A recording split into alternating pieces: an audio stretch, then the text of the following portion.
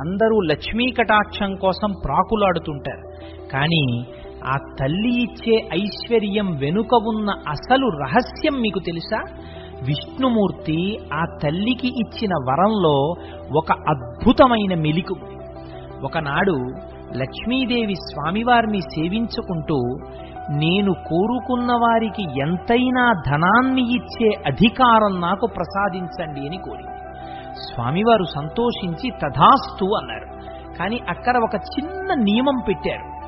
లక్ష్మీదేవి ఎంత ఐశ్వర్యాన్ని ఇచ్చినా విష్ణుమూర్తి తలచుకుంటే దాన్ని మరుక్షణం వెనక్కి తీసుకోగలడు. ఇది గమనించిన సరస్వతీదేవి తనకు లక్ష్మి కంటే గొప్ప వరం కావాలని కోరింది. అప్పుడు స్వామివారు, తల్లి, నీవు ఇచ్చే జ్ఞానాన్ని మాత్రం ఈ సృష్టిలో నేను కూడా వెనక్కి తీసుకోలేను అని వరం